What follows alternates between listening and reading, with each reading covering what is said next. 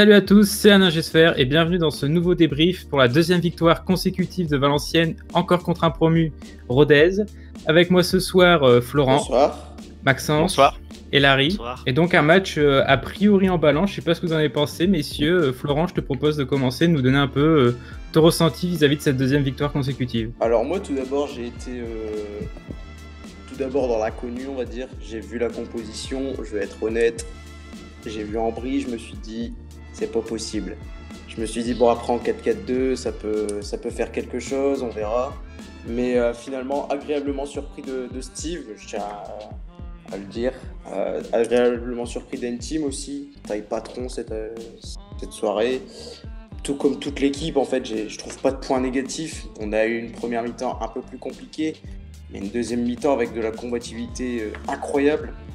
Il y a peut-être un manque de technique parfois, mais on voit que les automatismes commencent à se créer et qu'il y a un groupe qui est né. Je suis très content pour Guillaume d'ailleurs, parce qu'il fait beaucoup d'efforts, que ce soit en match ou à l'entraînement. Il est récompensé d'un but qui offre la victoire.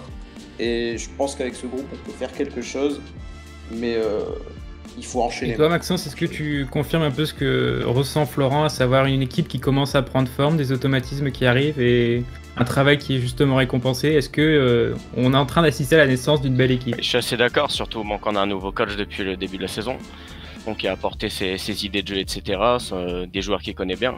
Et au final, ça a l'air de prendre la sauce. On voit Prior qui a fait encore un match monstrueux, Guillaume pareil qui fait des efforts comme l'a dit Florent. Ambry et Enteam qui sont deux joueurs qui n'ont pas beaucoup eu leur chance par le passé et qui ont fait un très bon match aujourd'hui. Au final on voit oui qu'un groupe est en train de prendre forme, mais il faut pas trop s'emballer non plus, c'est que la troisième journée, on va attendre sur le long terme, mais pour l'instant ça donne envie de voir la suite et on peut être optimiste. Donc du coup Larry, est-ce que toi aussi tu trouves qu'il y a la naissance d'automatisme, mais aussi on n'en a pas trop parlé du fait qu'on rejoue, enfin le 4-4-2 semble redevenir le système préférentiel de Guégan. Est-ce que tu penses que cette alchimie qui commence à prendre dans un système un peu plus adapté, ça peut donner de grandes choses? Je suis d'accord avec Florent et Maxence, on a vu une belle équipe ce soir, avec Ambry et Enteam qui ont fait un très bon match, ils ont eu leur chance par le passé. Système, oui, le 4-4-2 apparemment convient mieux aux joueurs. 4-4-2 convient mieux à l'équipe que le 3-5 près. Est-ce que ça va perdurer? C'est la question. Et donc du coup, comme on est un peu habitué à ces débuts de saison en fanfare après justement ce qu'on a connu ces 3 dernières années, on va dire, donc un mois d'août absolument exceptionnel qui nous forge plein d'espoir et un mois de septembre catastrophique, on vous a posé un peu cette question sur Twitter et il y a clairement une tendance qui se dégage. Donc désolé, je vais citer les noms un peu pêle-mêle, vous avez été beaucoup à répondre. Donc il y a Julien, Fred, El Paquito, Contarbour, Lucifer, Gaetoun, Alex, Adrien et Valve FC qui en gros nous disent qu'un top 10 ce serait déjà franchement pas mal, compte tenu donc les principaux arguments, c'est que l'effectif n'est pas totalement étoffé et donc ne pourra pas, dès qu'un titulaire de poids sera blessé, ça va être très compliqué. Il y a Julien avec un Y qui lui connaît bien Valenciennes et nous dit entre la 14e et la 16e place comme d'hab, toi-même tu sais. Et il y a quand même quelques optimistes, notamment Amawek, Kendu, Cyril et Corentin qui disent que Valenciennes pourrait peut-être cette fois-ci avec cette équipe prétendre entre la 5e et la 11e place. Peut-être la première fois que Valenciennes jouerait la première partie de tableau depuis sa relégation en Ligue 2. Et donc vous, messieurs, Maxence, je te propose de commencer. Où est-ce que tu verrais Valenciennes finir à la fin de cette saison? Déjà, comme tous les ans, j'ai envie d'y croire. Tous les ans, je dis que Valenciennes va faire une bonne saison.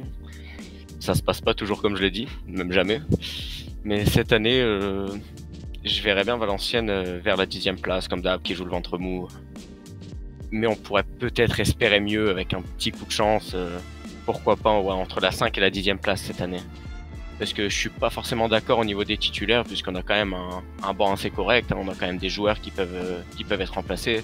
On a Harry et Masson actuellement sur le banc. Au niveau de la défense centrale, on a beaucoup de concurrence. Il y a peut-être au niveau de l'attaque où ça pourrait faire peur en profondeur de banc, mais sinon, je trouve que notre effectif est assez chargé aujourd'hui. Et toi, Larry, où est-ce que tu vois cette équipe finir à la fin de saison environ? Mon expérience de supporter m'a appris qu'il ne faut pas faire de pronostics, parce qu'on finit toujours par être déçu. Mais il y a un point où j'ai envie d'y croire, c'est au niveau de la défense.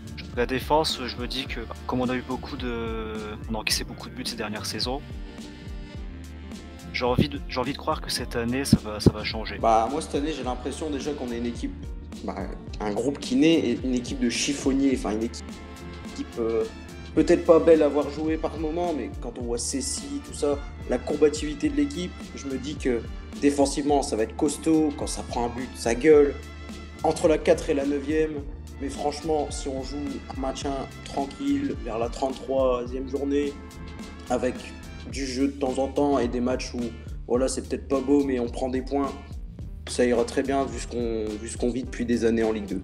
Une fois n'est pas coutume, on a un peu de temps pour finir. Est-ce que pour vous dégageriez vraiment un homme du match par rapport à cette victoire, ou est-ce que c'est vraiment une prestation collective? Maxence, quel serait pour toi, je pense que je connais la réponse vu ton drapeau béninois, l'homme du match ce soir? Ouais, pour moi, il n'y a pas photo, même si tout le monde a été au niveau, fait délai un tout petit peu en dessous, mais ça reste encore un match très correct. Cécile Almeida nous a tous impressionnés, je pense, ce soir. Il était absolument partout sur le terrain, tout le temps au pressing ou là pour couper les passes, et au final, il fait un match absolument monstrueux, et je pense qu'il a désorganisé à lui tout seul l'équipe ruthénoise. Donc oui, Cécile Almeida. Et toi, Florent, ton homme du match? En premier, l'équipe. Après, Cécile, voilà, exceptionnel. Le N'Golo Kanté béninois, comme nos amis béninois nous l'avaient dit quand il est arrivé. Et Prior pour ses arrêts décisifs, parce qu'au début du match, il fait un arrêt déterminant, je pense, qui permet, je pense, de garder le match en main. Et après, à la fin, on a la baraka avec la barre. Mais sinon, c'est vraiment une prestation collective et du staff aussi, parce que Guégan a fait les changements au bon moment et avec les. Et toi, Larry? Dagmeida, il est hors catégorie, parce qu'on a vu que lui sur le terrain. Après, un autre que j'ai bien aimé, c'est N-Team, parce qu'il a pas, comme j'ai dit tout à l'heure, il a pas beaucoup joué ces dernières saisons. Il a été prêté en national, il a quasiment pas joué. Puis là, ce soir, il a fait une très bonne prestation. Si je devais en rajouter un autre, je dirais Ambry. Ok, moi je te rejoins, je tenais vraiment à souligner la performance d'N-Team, parce qu'on avait un peu peur après la blessure de Bon, où il disait ce qu'il serait capable d'assurer l'intérim, et j'ai l'impression qu'il fait mieux que ça, franchement. N-Team, la très très bonne surprise de ce début de saison pour l'instant, donc j'espère que ça va durer, sachant qu'apparemment Bon, il y en a encore pour 3 semaines, jusqu'à temps qu'il se remette, pardon. En tout cas, merci de nous avoir suivis jusqu'au bout pour ce 4e débrief de cette victoire contre Rodez. Rendez-vous, comme d'habitude, vendredi prochain pour le déplacement à Guingamp. N'hésitez pas à vous abonner, à toujours nous donner des suggestions de contenu ou tout simplement sur la forme de l'émission. Et d'ici là, portez-vous bien, à la semaine prochaine.